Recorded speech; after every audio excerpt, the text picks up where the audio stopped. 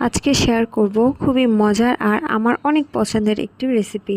এটা হয়তো অনেকের কাছে পরিচিত, আবার অনেকেই হয়তো এটা প্রথমবার দেখবে। তবে যেটাই হোক, এটা খেতে কিন্তু অনেক মজা লাগে।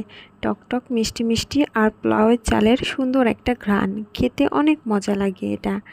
এর জন্য অনেকগুলো কুল বড়ই লাগবে, বা এমনি গাছের নর্মাল বড়ই হলেও হবে। এটা আমাদের গাছের ফ্রেশ যেই বড়ইগুলো ছিল সেগুলোই শুকিয়ে এভাবে ধুয়ে পরিষ্কার করে নিতে হবে। এগুলাকে 2-3 দিন রোদে দিয়ে রাখলেই এরকম বড়ইগুলো হয়ে যাবে। বেশি শুকানো যাবে না, তাহলে কিন্তু খেতে ভালো লাগবে না। এবারে সেই বড়ইগুলোকে পরিষ্কার করে ধুয়ে এক সাইডে রেখে দিয়ে এখানে আমি 2 মুঠ পরিমাণ পোলাওয়ের চাল নিয়েছি। পোলাওয়ের চালটা খুব সুন্দর করে ধুয়ে পরিষ্কার করে নিতে হবে। এবারে কড়াইয়ের মধ্যে আমি 2 কাপ পরিমাণ পানি দিয়ে দিব, চালগুলোকে খুব সুন্দর করে সিদ্ধ করে নেওয়ার জন্য। চালগুলো যেন পর্যাপ্ত পরিমাণে সিদ্ধ হয় সেই পরিমাণে পানিটা দিতে হবে। ফার্স্টে কিন্তু কোনো মিষ্টি লবণ কিছুই আমি দিইনি এখানে। মাঝে মাঝে একটু নেড়ে দিতে হবে যাতে এটা তলানিতে না লেগে যায়, আর এটা দলা পেকে যাবে যদি এটাকে অনবরত নাড়তে না থাকে। এখানে নাড়তে নাড়তে যখন পানিটা শুকিয়ে আসবে আর চালটাও সিদ্ধ হয়ে যাবে, তারপরে এর সঙ্গে আমি চিনি বা মিষ্টি অ্যাড করব। এখানে চিনিটাও দেওয়া যাবে। আজকে আমি খেজুরের গুড় দিয়ে এটা রান্না করব। এটার খেজুরের গুড় দিয়ে রান্না করলে এটার ফ্লেভারটা সবথেকে বেশি ভালো আসে আর টেস্টটাও অনেক ভালো হয়।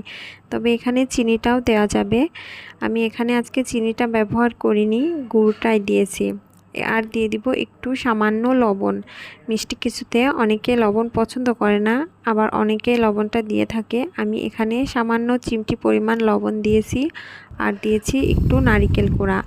নারকেল কোড়া দেওয়ার পরে আমি এখানে বড়ইগুলো দিয়ে দিব, যেগুলো আগে থেকে ধুয়ে পরিষ্কার করে রেখেছিলাম। এখানে যতটুকু আপনারা টক চাইবেন সেই অনুযায়ী বড়ইগুলো দিতে হবে। বড়ইগুলো দেওয়ার পরে এখানে আমি 1 কাপ পরিমাণ দুধ দিয়ে দিয়েছি। দুধটাকে আগে থেকেই জাল করে এর মধ্যে দিয়ে দিয়েছি। অনেক সময় এটা ছানা কেটে যেতে পারে, সেই ক্ষেত্রে আপনারা কি করতে পারেন, ক্ষীরটা বা পায়েসটাকে একটু চুলা থেকে নামিয়ে ঠান্ডা করে নিয়ে তারপরে দুধটা দিতে পারেন। এবারে সব কিছু দেওয়ার পরে রান্নাটা হয়ে যাবে, তারপর একটা প্লেটের উপরে এভাবে সার্ভ করতে পারেন। ঠান্ডা বা গরম যেভাবেই খান, এটা খেতে অনেক মজা লাগবে। টকটক মিষ্টি মিষ্টি একটা ফ্লেভার আসে, খেতে অনেক মজা লাগে। আমার কাছে তো এটা অনেক মজার হয়। আর এভাবেও মাঝে মাঝে ট্রাই করে দেখবেন, খেতে অনেক মজা লাগে আর টেস্টেও একটু ভিন্নতা আসে। সবাই ভালো থাকবেন। আল্লাহ হাফেজ।